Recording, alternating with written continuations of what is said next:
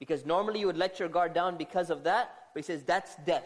Death meaning that's going to lead to the most problems. You need to be more careful when it comes to the people who you think you would lower your guard in front of. Then, this is a statement of a wise man. Some wise man, we don't know who it was. He said, I would trust myself more if you left me with a suitcase full of money than I would trust myself if you left me alone with a beautiful woman for an hour. Meaning explaining how the lust and the desire is even more dangerous, or is more powerful than even the lust for money. Another wise man said, when a man is aroused, he has lost 2/3 of his intellect. Meaning he cannot function anymore properly. He's not able to think things out straight. And we're going to talk about that a little bit, inshallah. So what is the remedy? The remedy, in brief, is you have to control your eyes and you have to control your thoughts. Controlling your eyes and controlling your thoughts are two very important things. Now, maintaining a safe distance is actually very easy in the beginning. It's very easy in the first place to avert your eyes or to avert your thoughts. But the moment you start to indulge, you end up, it becomes more and more difficult for you to disengage. And it's the opposite of food, right? Food, there's this concept of, economic concept of diminishing marginal utility. That, that first donut that you start eating when you're really hungry, it's the best donut out of the entire box. And the second one, it doesn't taste the same as the first one. Even if it's the same quality, same sugar, same everything, it's not the same level. And the third one, you're like, donuts are nice, but they're not that great anymore. And the fourth one, it just keeps going down. The first slice, the first bite of pizza always tastes the best, right? So everyone says, because you're that hungry, the desire starts going down. But when it comes to lust or physical desire, it's the exact opposite. It starts going higher and higher and increasing and increasing. Generally, especially when you're getting in a relationship. Now, many married people will say, no, that's not true, man. You've been married 20 years and you see what happens. We're not talking about long-term marriage relationship. We're talking about initially getting involved in a type of relationship. Okay, in the initial stages, that's gonna rise up rather than going down like food will. So it's very easy to keep distance in the beginning, but the closer you get, it's very, very difficult. That's why you should be very careful from the beginning, and you should guard your limits. You should set your limits and guard your limits and not let anyone cross over those limits. If somebody finds it difficult to control their desires, one of the things that they should do is fast. So by maintaining that hunger, you start disciplining yourself so that you can control yourself, just like the Prophet, peace be upon him, said. If fasting is not working a few times, fast more. Keep fasting on a regular basis. And it's going to teach you to control your desires even more. Other things you can do is keep yourself busy with other things. Especially keep yourself busy with more important things.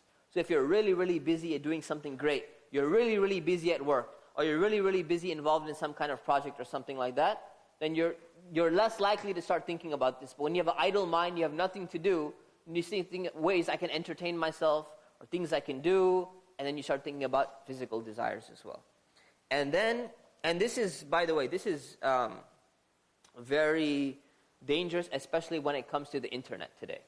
So the internet, generally when people engage in doing something prohibited on the internet, is because they really didn't have too much to do. They were they were just browsing around and just checking things out. Because they were idle, they didn't have something to do, they started getting engaged in, just click on this, check that out, see what's going on and all of that stuff, and then you get into a problem.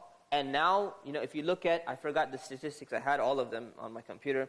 The statistics of pornography are just ridiculous. They're above and beyond ridiculous. Tumblr was just purchased by which company? Yahoo, right? So one of the things that they said was, well, Yahoo just bought a company which doesn't restrict pornography on there. Tumblr is full of porn, supposedly. I just found this out yesterday while I was reading news. And they say it's full of that. And they say, well, our policy is that we allow you to have all sorts of stuff, even stuff that your company wouldn't want you to have and all of that. That's our, Freedom Act and everything like that. Whereas Facebook, for example, restricts it. You're not allowed to have it on Facebook, or you're not allowed to have it on some other sites. But Tumblr is one of those. So it's very common in society. And if you're idle, you're more likely to fall in something like that. You're more likely to get in. If you're so busy, you're someone who's always going and doing something, you have an appointment, you have projects to do, you have other things to do, and you're working on all those things, you're less likely to fall in something like this. But there's other ways to get out of this. This is one of them, though. If you have an issue or a problem, come and see myself or Sheikh Muhammad or something, and we can help you with that. It may lead to ishq. I don't know how to translate ishq into English. It's mad love, basically. Completely going crazy. And like being completely madly in love with somebody. And if it's unchecked, this can actually lead to that. And now the problem is, this is actually praised in societies, right? In many societies, this is like a praiseworthy thing. Every Bollywood film that has ever been produced, I think the entire theme is about, somehow it's involved in some type of mad love where the guy goes crazy and then, some 100 children come out of nowhere in a park and they start dancing around and all that stuff. Somehow this always happens, but it's a praise thing in that culture. It's something great, and what ends up happening, people start thinking, oh, it would be so great if we could get into this situation. Everyone knows the story of Layla and Majnun, or heard of Layla and Majnun. This guy, yeah? Huh? You familiar? And Qais. Yeah, the guy was named as Majnun, right? Exactly. He's crazy, and he's just crazy about her, and he just couldn't, stop chasing her, and, all of that stuff. You completely destroy your life. Your life is completely over now. You cannot function anymore. You cannot do anything anymore. So the thing is, you need to be careful about that, unless, of course, it's with your own spouse. Then, it can't be such a bad thing. Then it's not a problem. So it takes over their life and ruins their life. So you need to be careful about all of these things. Okay, so this is very lust in brief. There's a lot more we can talk about, but there's a lot of other illnesses we want to be talking about. Any questions about lust and desire and self-control?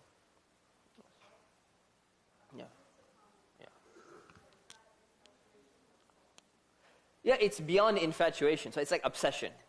Obsession. Yeah. Your sister's husband. No, it's not mahram. We're going to be covering this in Islamic law. What's that? Oh, ishq for the Prophet ﷺ. Yes, of course. That's halal. That's loving the Prophet ﷺ and loving Allah above and beyond anything else. That's of course. That's there. And that should be there. Absolutely. Jazakumullah khair. Very, very good point. Yes. A young man came to the Prophet ﷺ and he said, allow me to commit zina, allow me to commit adultery, or allow me to commit fornication. And he explained to him, would you like if it happened to your mother or to your sister or something like that? And the guy said, no, this was disgusting. I hated it. And he said, I would hate that. And he said, afterwards, I began to hate that action for the rest of my life. Nothing was more hated to me than this type of action. So he learned that he's violating the rights of somebody else. So very, very good point. Let's define what lowering the gaze means. Okay, so what does lowering the gaze actually mean? Lowering the gaze means you don't look at anything that you're not supposed to look at without necessity, and you don't look at anything you're allowed to look at with desire. These are two things. So what does that mean? What are the things that generally we're not supposed to be looking at Islamically? What is the aura of a man? And aura meaning the parts that need to be covered for a man and for a woman. Navel to the knee for the men, for the sisters, whole body except face, hands, and feet. Right? So basically what it says is looking at things which are not part of the aura are generally allowed. They're allowed as long as there's no desire involved. If there's desire involved, then the gaze needs to be averted. Looking at anything beyond that is generally not allowed unless it's for the sake of necessity. Necessity is defined very loosely. So you have to define necessity in terms of work. So you're asking about work and all of that. What is necessity? Necessity means you go just to look at the person, and if you're focusing on their face, for example, and if you're able to zoom in and just focus on that part, then you're going to be okay as long as there's no desire. If there's desire, you still need to avert that gaze. Otherwise, generally, the gaze should be averted from things which you're not supposed to be looking at, unless there's a specific reason why you have to do it. So in the work environment, for example, when you go and you meet somebody, or you're training somebody, or you're talking to them or something like that, generally, if you look sideways or something like that, they're going to say, okay, something's wrong with this person, or they're not going to be able to respond to you. So what you do is you look at them and you start talking, and then you look away, and then you look at them again, explain something, and you talk away, so that you make sure that you're not getting involved in looking at something above and beyond what your necessity would actually be for the workplace. The handshake is another issue. So, yeah.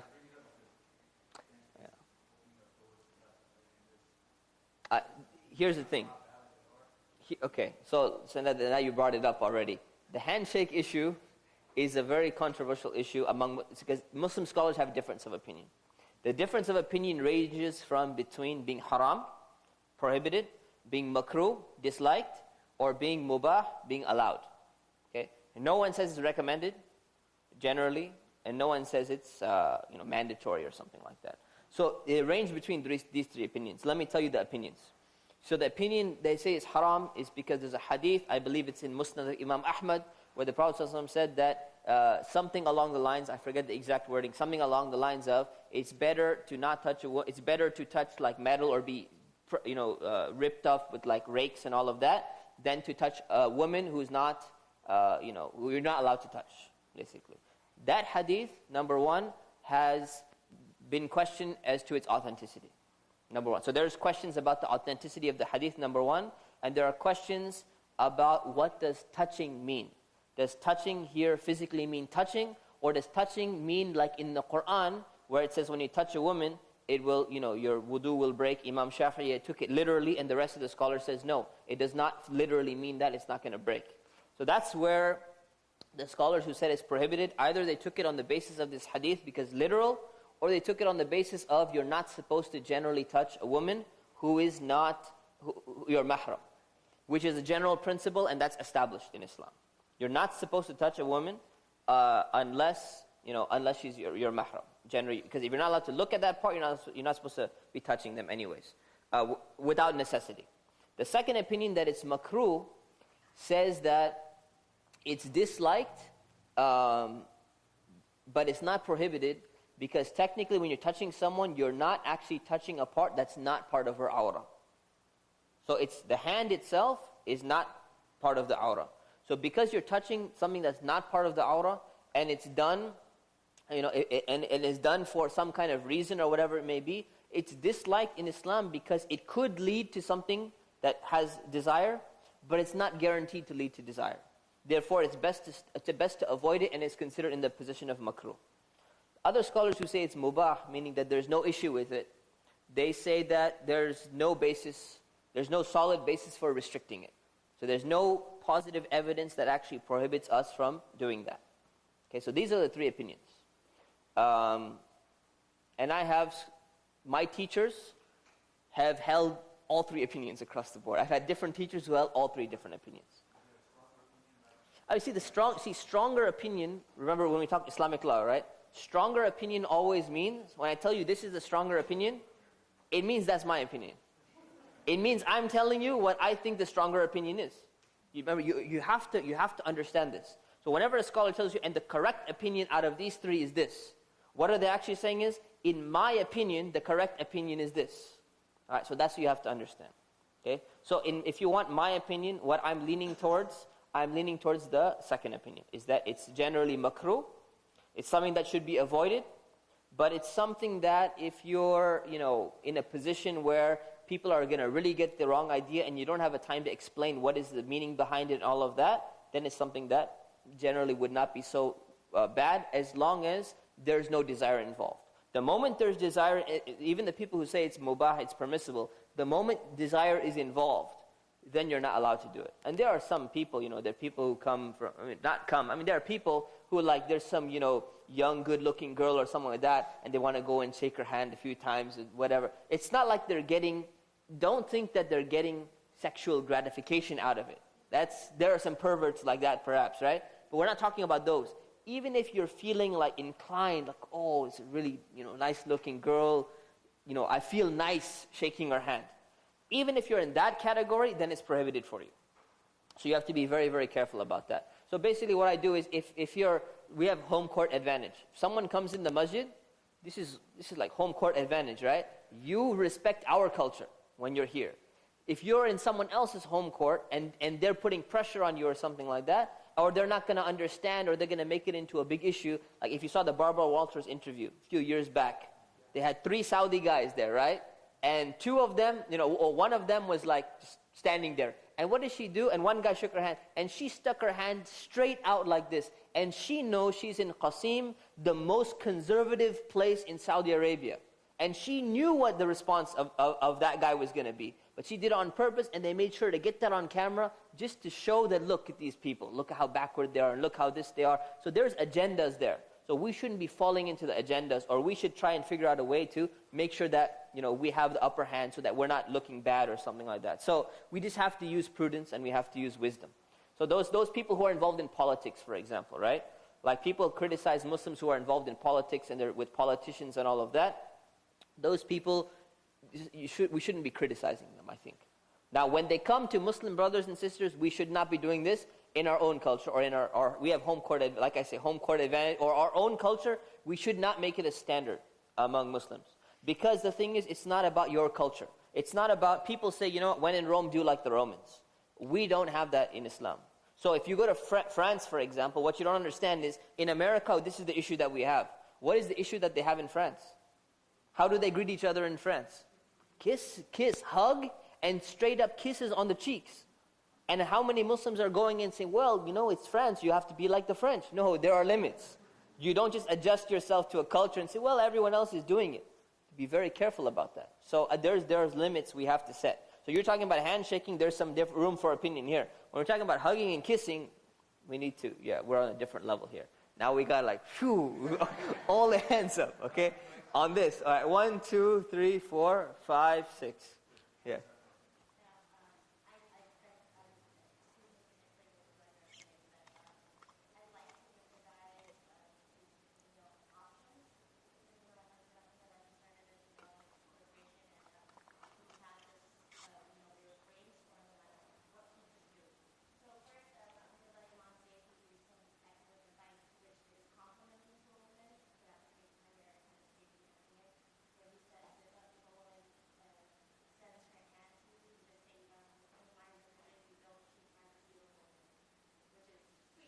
Mm-hmm.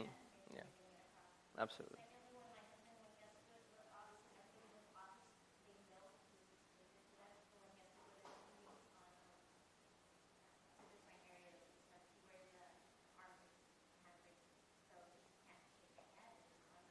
Yeah, we did that.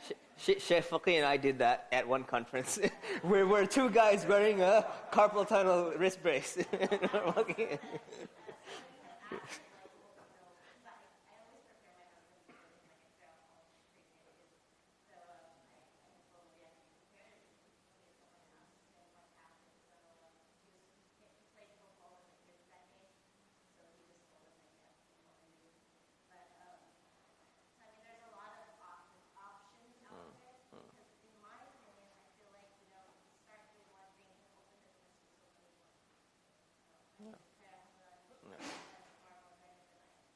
No, alhamdulillah. Jazakumullah khair. That's a good point. If you want to avoid it, there are a lot of clever ways to go about it as well. Putting your hand over your heart and doing these kind of things. So, inshallah, be careful about that, inshallah.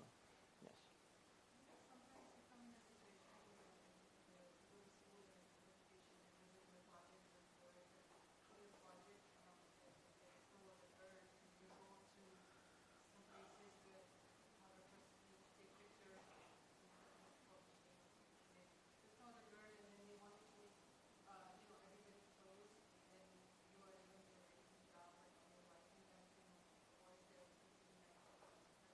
Mm. You grab two other girls and you put them next to you. Mm. Mm.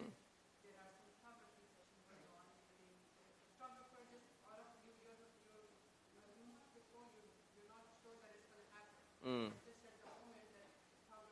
Mm. Mm.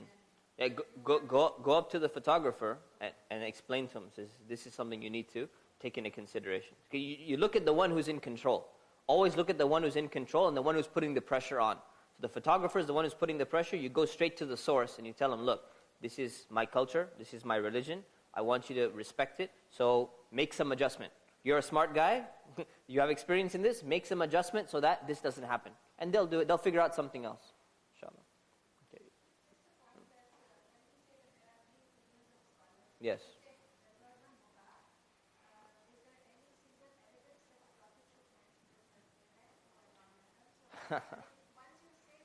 Here's the thing.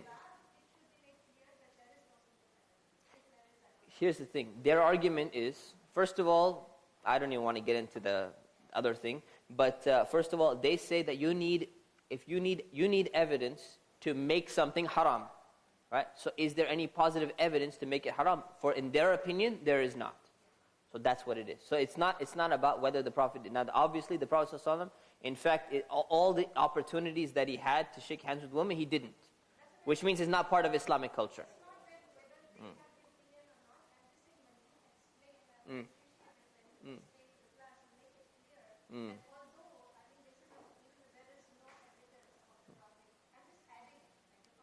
Okay, you're adding strength to that position. That brothers and sisters are shaking each other's hands? No, that's what I'm saying. Look, when it comes to Muslims, among Muslims, Muslims should retain this culture that the Sahaba never used to shake each other's hands. Right? And that's a good culture to maintain, and this is a good modesty level that we should maintain. So that's clear. That we should not do it. That's why the people who say, when I say it's permissible, they don't mean, it's something that Muslims should be doing or something like that. Yeah. But we're actually establishing a Muslim Scholars Council, and we're going to address this issue in a lot of detail, and all of that will be put in the answer to that, inshallah. Inshallah ta'ala. Okay? Yeah, before, yeah. If you are professionally exposed to, even the places you're not supposed to, normally, but you are professionally obligated to do for some reason, you will shake your hand or exam, what is... Like being around alcohol and stuff? No. Oh. You are a medical professional, you need Yeah. to do something. If you just keep your hand busy with something. That's why you walk in with the, No, for example, no. make a nurse or doctor position, patient. Yes. If you are a patient, Yeah. being a patient is still as a doctor, Mm. you need to do a lot of things you require to do. Oh, for touching the patient and stuff. No, that's considered necessity. So if there's a necessity to work on the patient due to their health or, something like that, that's different. If you're a gynecologist or something like that, that's different. That's different. Okay. It's not the best field to go into for Muslim men, but khair. Who was number 5? Yeah.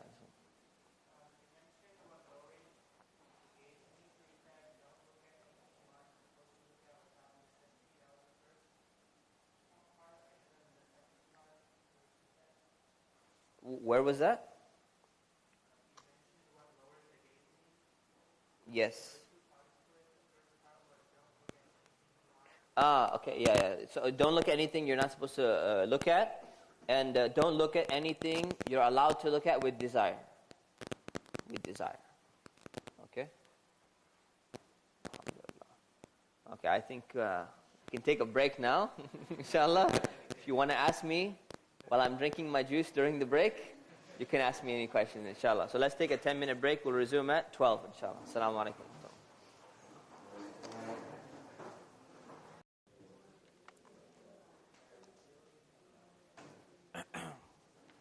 Assalamu alaikum wa rahmatullahi wa barakatuh.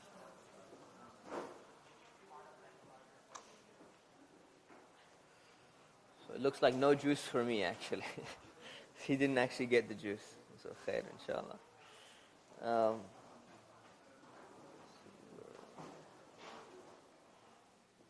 All right. Bismillah, alhamdulillah, wa salatu wa salamu ala rasulillah wa ba'd. So we're going to talk about anger. Allah subhanahu wa ta'ala has created people with internal forces and external forces. And these external dangers or these external forces that we encounter in our life, one of the mechanisms that He's given us to deal with the external forces is anger. And anger is one of those internal defense mechanisms that we have to deal with the external forces that we see in our life from time to time. So how does it work? Well, we know how anger works generally. What it does is, blood is sent towards your face. Blood is circulated throughout your body. You become warm, you become hot, your face becomes red, your eyes become red.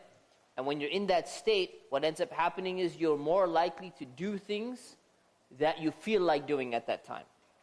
That's pretty much what it is. You're more likely to do something which you feel like doing. So you begin to react, and you react in a way that normally you would be more composed, or you would not likely be able to react in that point in time. And that's why they say anger is like a clear glass, where you can see what's inside. You can see what's really inside. Usually people cannot tell what you're thinking or what's inside of you at that moment. So if you're thinking something right now, they can look at you and they can't really tell anything. But when you're angry and you're upset, what you're thinking and what you're feeling, you make it very transparent, and you make it very apparent to the person who's in front of you. So that's why anger is like a clear glass. Controlling your anger is like swallowing a bitter medicine. Why? Because it's something that we need to do on a regular basis. But it doesn't taste good. It doesn't feel good. Because the anger, giving into the anger and appeasing it and putting some more fuel on there actually feels good. It tastes nice. So that's why many people find it very difficult to control their anger. And if you actually think about it, how many people's lives have been destroyed due to anger? How many people's relationships have been destroyed due to acting rashly upon some state that they were in of anger? Or how many people lost their job? Or how many people, have been killed perhaps due to anger? If you think about it, it's a very, very dangerous trait when it's not in control and when you're not able to channel it in the right directions. So what does Allah subhanahu wa ta'ala say? He praises those people in the Quran who control their anger. And He mentions one of the groups of people that He's praising, says, and those who control their anger. وَالْكَاظِمِينَ الْغَيْظَ. The Prophet, peace be upon him, said, the strong one is not the expert fighter. I was just talking about MMA with another brother right now. The strong one, the one who's really tough, is not the expert champion fighter who can pin somebody down or beat somebody else up. He says the truly strong person is the one who can control himself when he's angry. That's a real sign of real strength. What does that mean? It means that it's more difficult for you to control your anger than it is for you to manifest your physical power, or to stay in shape, or to beat somebody else up, or to pin somebody else down on the ground. Meaning it's a very difficult thing to do, and when somebody can do it, they're really considered to be a strong person. The Prophet also said, a man came to the Prophet and he asked for advice. O Messenger of Allah, give me advice. He said, don't get angry. The man said, give me some more advice. He said, don't get angry.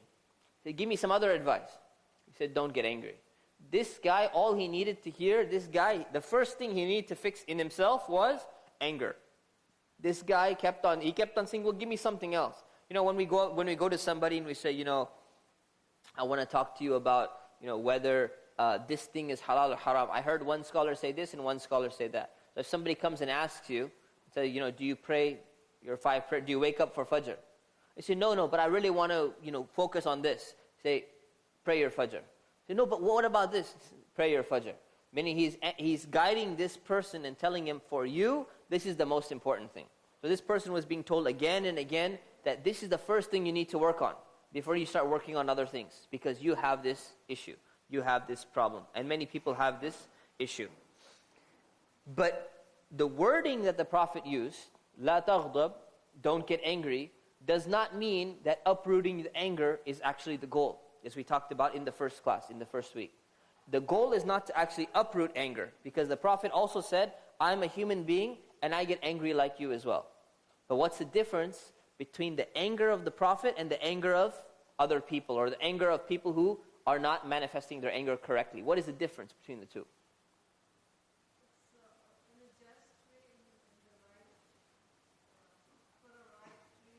For the right reasons. What are the right reasons? It's for Allah. And why do other people get angry? For personal reasons. For personal reasons. So it's being done in a different way for a different reason. So the Prophet used to never get angry for the sake of himself. He used to only get angry for the sake of Allah, number one. And number two, he was in control of his anger. Meaning he would never step beyond the limits, and he could direct his anger in the right direction and in the right way. So if you actually, if you actually want to know somebody, and you think that you know somebody, see how patient they are when they actually are angry. And then you'll be able to tell whether you really know them or not. They may be really nice all the time, but when you watch when they get angry and see what they do and see the things that they say, you'll be able to tell who they are. It's the same way where if you think someone is brave or you think somebody is courageous, you put them in a situation like on a battlefield or something, and then you see how courageous they are. Because a lot of people talk, we can do this and we're going to do this. And what ends up happening, the moment you go out for like a protest or you go to do something else, that guy's gone. He's where, what happened to the guy? He was talking all big and everything. He's gone. He's not anywhere to be found. So you can really know somebody when they're experiencing a state of anger. Let's see, where is it? Umar II, is Umar ibn Abdul Aziz. He wrote to one of his governors, and he told one of his governors who was in power, he said, don't punish when you're angry. Don't inflict a punishment. Because a governor was like a judge at that time.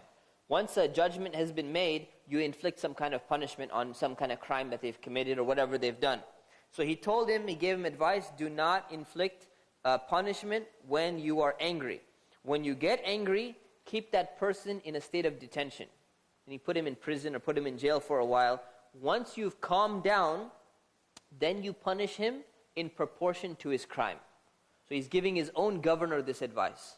And this is advice that I think every governor, every judge actually needs today. Because what people end up doing is, what do? They punish people in different ways. If one is a Muslim and one is, a white Christian, for example, they're not treated the same way. If one of them is white and one of them is black, they're not treated the same way. The same thing is when you're upset about something.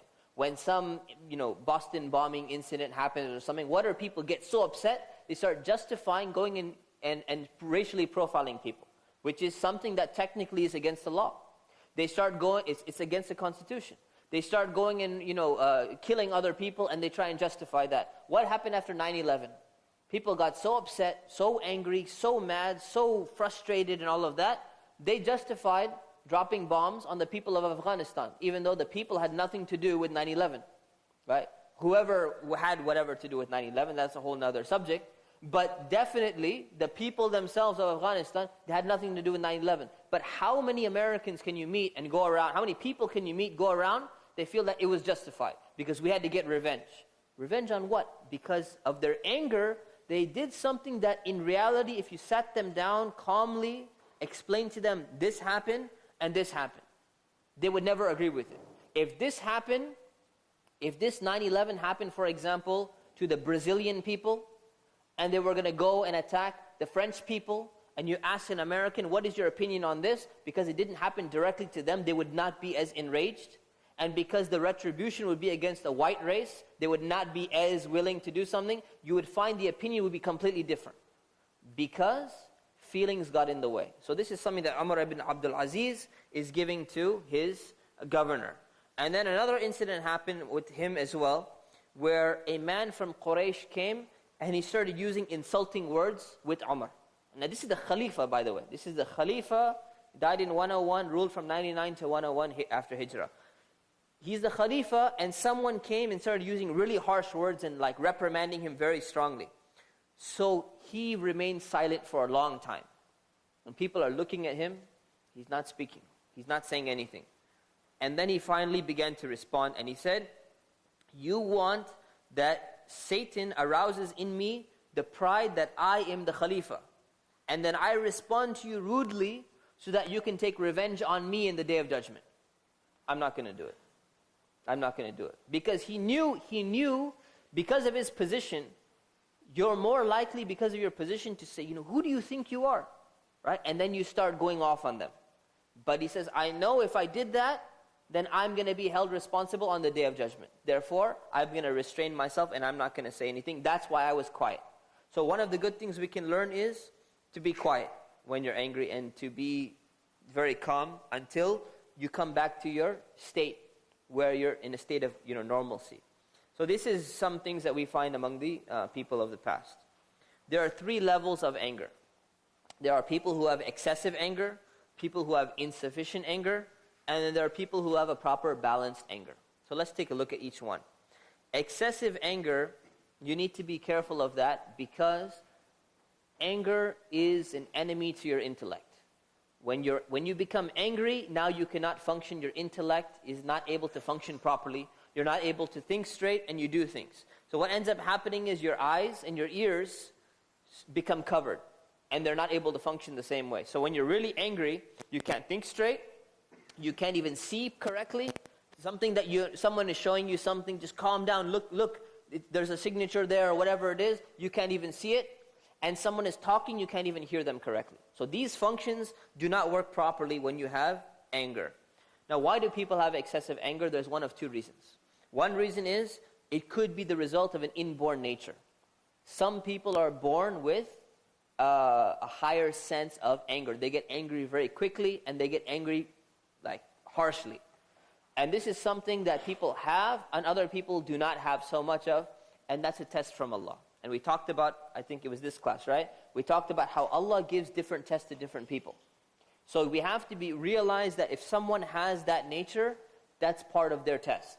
And part of someone else's test is they may have more wealth, or they may have less wealth, or they may have, less things in this world. Someone may have less beauty or whatever. Someone may have less health or whatever. So everyone has a different test. So if someone has an inborn nature, it doesn't mean that it's justified.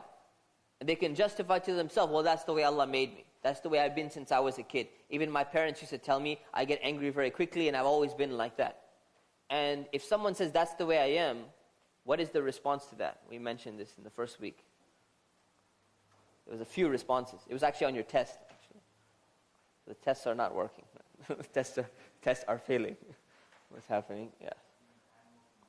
Even wild animals can be tamed. That's one answer. What else?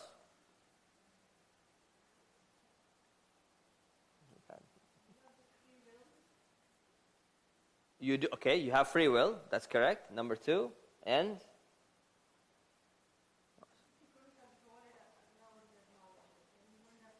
Exactly. There would be no admonishment. There would be no point of telling you to control it if you were not able to control it. So there would be no point in revealing the Quran and revealing all these things in the first place. Okay? So this is excessive anger. Or it can be the result of an acquired habit. So people can actually become angry over time because of certain events that have taken place in their lives, and they've brought that anger upon themselves. So that's something that can be undone as well. Insufficient anger is when a person does not even get angry over something that they should be getting angry over. They should be getting upset over, such as injustice. When there's injustice that's perpetrated somewhere, and someone does not get upset over it, then someone has insufficient amount of anger. Imam al-Shafi'i, he said, we mentioned this already, whoever is aroused to anger but does not get angry is like a donkey. They have no feeling. They're not getting angry when they should be getting angry. And for these people, there's no reward for them controlling their anger. Now, why do they not get reward for them for controlling their anger? There's nothing to do. You didn't put any effort. There was nothing involved because you didn't feel anything in the first place, right? So it's easy for them, but there's actually no reward because nothing happens to them, and they can't manifest their anger or their emotions in the right way. Then there are the people who have balanced anger, right? So this is when your intellect is able to arouse your anger when it's necessary and direct it in the right direction, like the example is like someone who's riding like a wild horse. If someone is an expert and they can actually ride a wild horse, that horse can actually be more powerful than a horse that's not as powerful, that's not as strong, doesn't have as much ability, right? So it's the same thing. You have to be able to direct your anger in the right way and have it aroused for the right reasons and be in control of that as well. So why do people get angry? How many of you read the book, by the way? How many of you read the reading on anger before coming to class? 1, 2. Okay? The book by Shaykh Hamza. Okay? So he mentions 4 things. I'm just going to mention 2 things. 2 main things. Why people get angry. So in reality, when we're talking about uprooting anger, why can you not uproot your anger completely, and why is it that Allah is not asking us to remove our anger entirely? It's because the reason why people get angry is because their likes and their dislikes. Everyone is going to have likes and everyone is going to have dislikes. There's going to be some things in life that they like, some things that they dislike.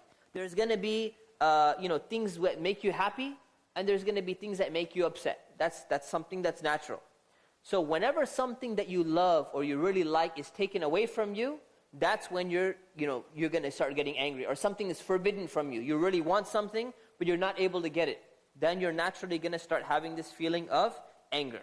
So there are two types of things. There are things that are necessary which are taken away or prevented from you, and things which are unnecessary. Things which are necessary, for example, food, clothing, housing, your health, etc. All these things which are necessary, when they're taken away from you or someone tries to restrict them from you, you're naturally going to get angry. So somebody tries to hit you, all right? Somebody tries to punch you. Somebody tries to harm you or something like that. Naturally, you're going to get angry. Someone tries to harm your family. You're going to get angry. But when you respond with that anger, you have to make sure that the anger is kept in control and your response is in the guidelines of Sharia, guidelines of Islamic law, the rules that Allah subhanahu wa ta'ala has told you to observe. And then there are those things which are desirable, which people want in life, but they're not necessary. And when they're taken away or they're harmed in some way, then people get angry. So for example, position, dignity, wealth, somebody takes away your money, somebody insults you, somebody insults your family. These are things which are desirable. They're not essential for survival, but they're important for you, and you consider them to be an important thing. If you are unable to acquire these things or they're taken away from you, you're going to get angry. How do you resolve that? You resolve that by getting the love for these things which are not 100% necessary out of your heart. And once you get them out of your heart, then you're not going to be getting as easily angry because you're not going to value these things as much. So how important it is that I have respect in front of people. And when you don't get respect in front of people or somebody comes and insults you, how important is it for me to reestablish my own reputation in front of everybody else? Well, it depends on how much love you have for your popularity. There's a sense of honor that everyone has, but how important is that for you? And that's going to determine how much anger you actually are aroused by. So there are 4 types of people when it comes to getting angry. And you should measure which one you are. So determine which category you fall into. The first person is someone who gets angry very easily. The smallest thing can just trigger them. Some little thing happens and they get really upset. This pencil was not in the right place at the right time or something like that. You get really upset. So upset why they do that. But they calm down quickly.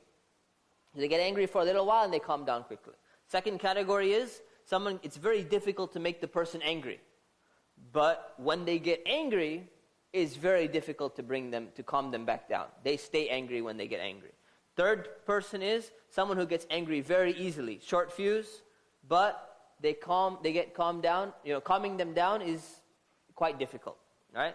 And the fourth category is it's very difficult to make the person angry, and they calm down very quickly. Now, out of these categories, which one is the worst? Raise your hand if you know. Which one is the worst? Yes. The third one. Third one is the worst category. The person who gets angry easily and they get appeased, it's very difficult. They get appeased late. So their anger lasts the longest amount of time. And which one is the best one?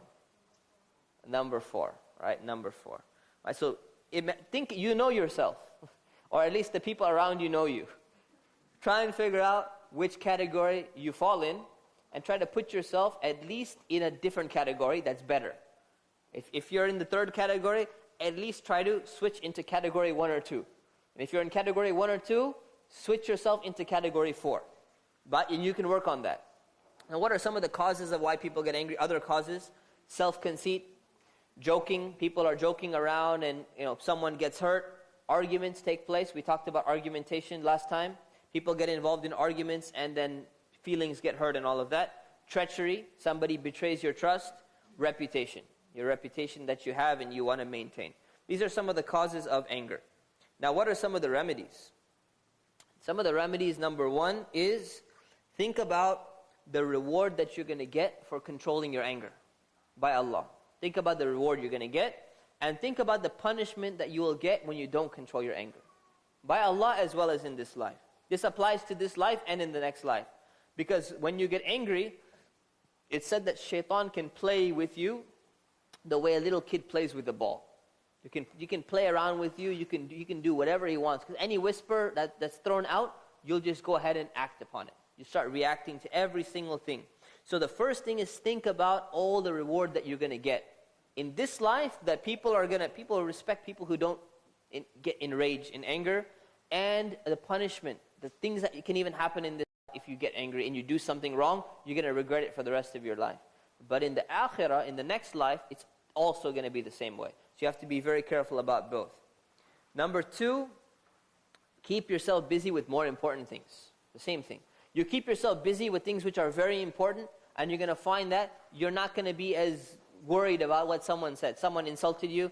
You know what, man, that guy, I don't have time for him right now because I have a very important project to work on. Or I have to go, meet someone somewhere. So the more busy you are, the busier you are, the more likely these things are going to affect you. Number 3, increase your love towards Allah. When you increase your love towards Allah, the more you love Allah, then the less you're going to start loving all these other things, like your reputation and your honor and the wealth and all these things. Therefore, these things will not matter to you so much. If someone insults you or whatever it is, this is not such a big deal for me because I love Allah subhanahu wa ta'ala more. You're less likely to get angry. Number 4, reflect upon your appearance. And this can help a lot of people. Imagine if you could see yourself when you're angry. Right? Usually people, if they were to see themselves in a video after they've calmed down and they look at how they were when they were angry, say, I can't believe that was me. Your face turns, like Imam Ghazali says, your face turns like a wild animal, turns like a ferocious dog. Right? Just imagine you look like that and you want to attack everyone that comes in front of you. Even your friend comes in front of you, you're just like ready to jump at them. Right? So think about your facial expression and say, you know what, does this resemble what I would like to be? Or would I like to be one of those people who's calm and controlled and in control of their life, and one of the wise people, one of the prophets? That is something that you would probably want to be. So if you can envision your own face when you're angry, you might actually stop and say, you know what, let me at least calm down a little bit. Let me change my facial expression a little bit. And lastly, remember that whatever happened was from the decree of Allah subhanahu wa ta'ala. It was from the qadr of Allah. So whatever happened, it was Allah subhanahu wa ta'ala allowed this to happen. So what is the point of getting angry over something that's already happened in the past? There's no need to start getting upset. And the only reason why you should get angry is, one, for the sake of Allah, something needs to be corrected, or you learn a lesson and you move on. That's it. You learn a lesson and you move on. What are the practical actions? So these are the theoretical remedies, meaning the things that you think about and you can, try to reflect upon within yourself. What are the practical things that you can do? Number 1, you say, A'udhu billahi minash shaitanir rajim. You seek refuge in Allah from shaitan because he's going to be putting these whispers in your mind. Number 2, change position. So if you're standing, you sit down. And if you're sitting down already, you lie down. So when you change position, what you're doing actually, you're bringing yourself from being high to being a little bit lower. And what that does is that humbles you. And one of the reasons why people get very angry is due to arrogance, because they want to be high. So when you humble yourself and you bring yourself down to the earth, it's going to help you. And also it is said that since human beings are created from earth, bringing yourself down closer to the earth will actually help you as well. And Shaykh Hamza had a very interesting reflection actually on this. Anyone recall what the reflection on this was? Who read it? Yes. One time in an argument with somebody, and then he went and showered. No, on the changing position point. On the changing position point. He's saying this actually shows how shallow anger really is. Right? If it can, and this actually does work, it does help. So if your anger can be appeased just by a simple change of position, it shows you how shallow the actual reason for being angry actually was. So meaning that anger is not something that's very deep in the first place, it's something shallow. The next thing is wudu. Perform wudu with some cool water, it'll cool you down. And the Prophet ﷺ recommended this as well. Number 4, remain quiet. Like we saw with Umar ibn Abdul Aziz. If you want to say something, you're really angry, stop yourself and stay quiet and think, okay, I'm going to speak later. I'm going to speak when I'm in a proper state of mind. I'm not going to speak right now. So speak later, remain quiet. Number 5, think of something more important.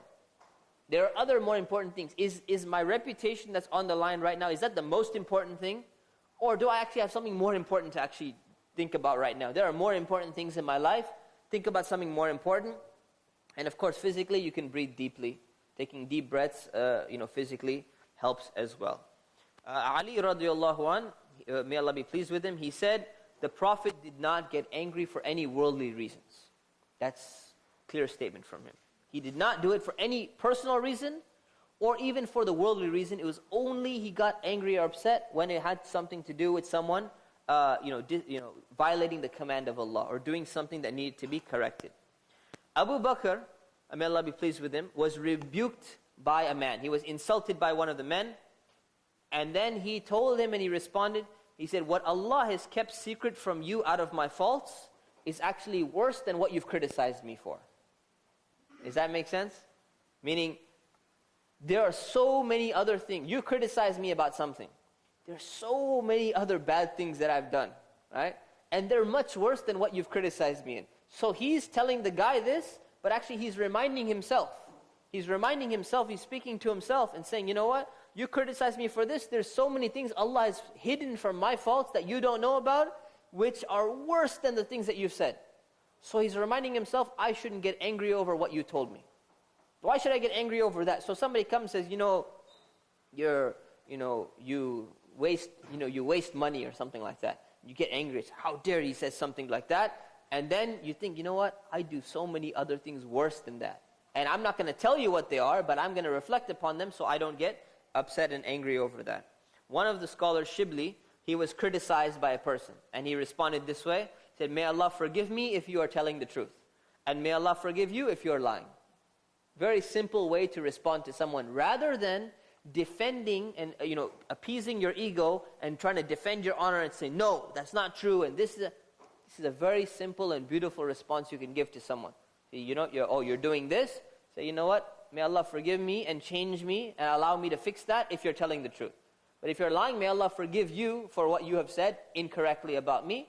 And that's it. Solves the problem and you walk away and you move on. What's that? May Allah forgive me if you are telling the truth, and forgive, you, should be you, and forgive you if you are lying. That's a typo. And forgive you if you're lying. Okay? So that's anger.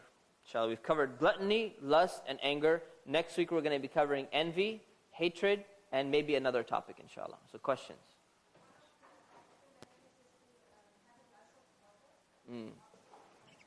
Having a glass of water is also a very good recommendation, inshallah. Anything else? We have time today. We're ending early, yes.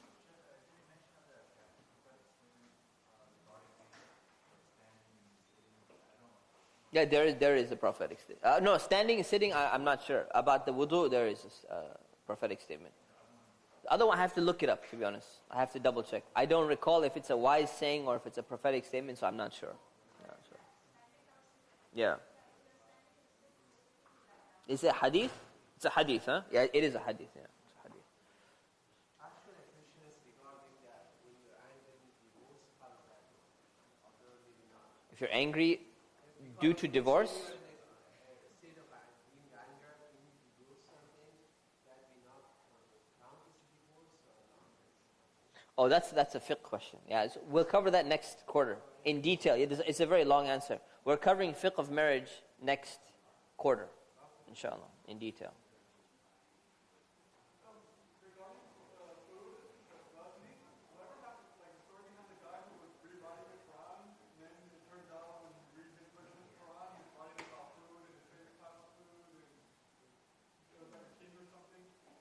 I don't know that story. Yes.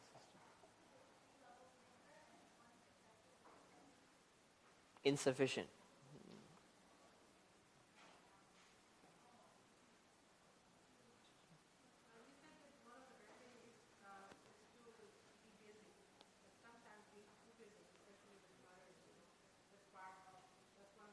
Wait, remedies of which one you're talking about? Yeah. Busy, yes. Yeah. Oh, if you're overwhelmed. Yeah. So don't be overwhelmed. Then you'll get frustrated. And that can lead to anger as well. Okay. Any other questions? Otherwise, we can end early, inshallah.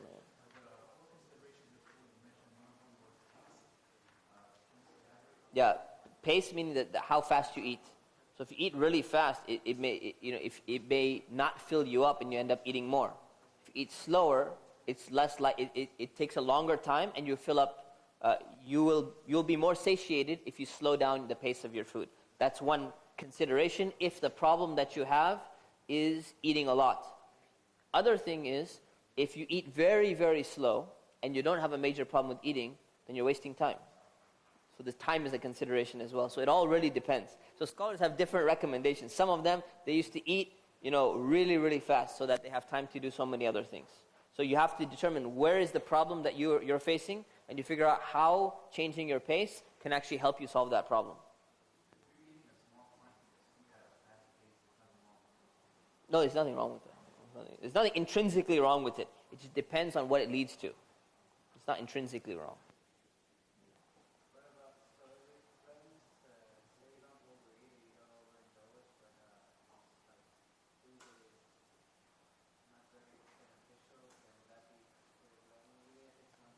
Eating sweets and stuff like that, right? The Prophet ﷺ used to eat sweets, and he used to enjoy sweets. Now, how healthy were those sweets? We don't exactly know. They're probably a lot healthier than the sweets that we eat today, with all the other processed sugars and all of that. But the thing is, the fact that he enjoyed certain types of food doesn't mean that you only eat food which is 100% nutritional for you. Otherwise, we'd just be eating green juice, or drinking green juice or something like that, which I'm craving right now, actually.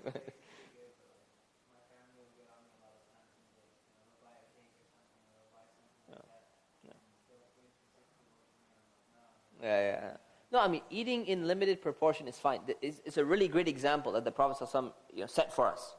That there's nothing wrong with eating tasty food and having a desire for a certain type of food. So he used to like certain part of the animal, and he used to like certain type of sweets and all of these things, which means that the goal is not to give up or get rid of eating tasty food. Although that's considered to be a solution among some monks and some other religions and all of that, it's not there in Islam. Like the what? Blessing and exactly. It's blessing and a responsibility. Okay. Any other questions on any of these topics? Yes.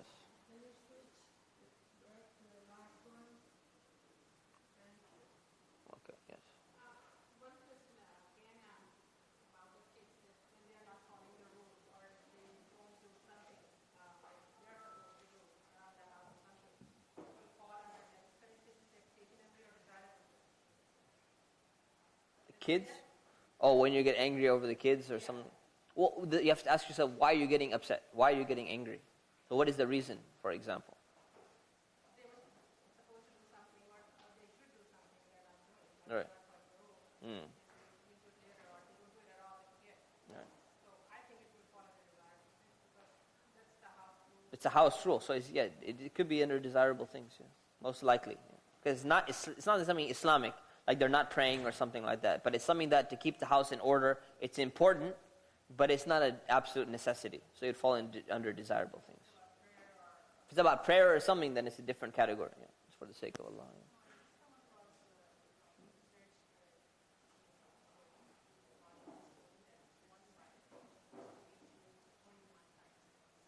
You just came across it? Okay, mashallah.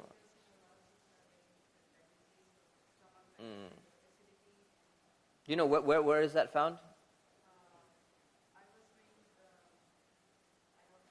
Okay, so there's an article, she's saying that chewing one bite 21 times is the right amount. Minimum 21 times. 20. I heard 25 before actually. So.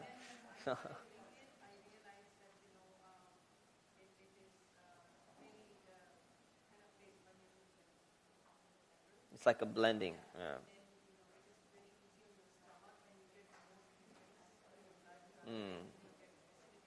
Right. So the saliva mixes less acidity in your stomach. Yeah.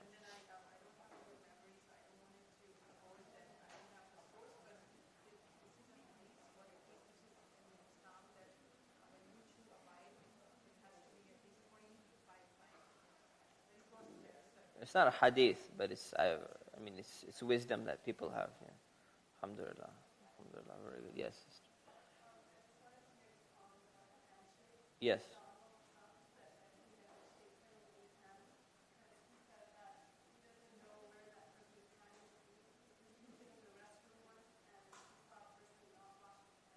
Okay, that's like 80% of guys today, unfortunately. Really. So yeah, okay, that's interesting. Donald Trump doesn't shake people's hands. Is that like all the time? He never shakes anyone's hand? In an interview. Did he shake the hand of the interviewer? I bet you he did. I have a feeling that he did. Anyways, that is interesting. Yeah. Yes. I want to ask something regarding the district and system solution. There's a lot of things in Islam, for example, you're not allowed to eat black, you're not allowed to do certain things. A lot of things, for example, intimate relationship in 50 days or those 10 days, all of these studies have a very scientific reason why you do it, because of the state of inflammation and so. Come back to digestion, the initial digestion process starts in the mouth. Mm-hmm. Saliva is have a lot of effect on the food. Because the food is time for the stomach, not part of the stomach. So if someone is spending time in mixing the saliva, that means almost 20% of job is done. So then you not too much work for the stomach to do it. And this is one of the scientific reasons. Although it mentions the Islam, but probably that comes or not too much. Detailed research, yeah. It's a good point. So digestion starts in the mouth, actually. So chewing more, it helps with digestion. Jazakumullah khair. Barakallahu fi. Okay, so inshallah, we'll stop here. We'll resume next week, inshallah ta'ala. Any questions before we conclude? The notes are up already. The PDF is up. The PowerPoint is not up. So as soon as RTA converts the PowerPoint, it'll be up. So inshallah, hopefully today or tomorrow, inshallah. All right. Subhana rabbika rabbil izzati amma yasifun wa salamun ala al-mursaleen. Alhamdulillahi rabbil alameen. Assalamu alaikum. Oh, also, we ordered food today.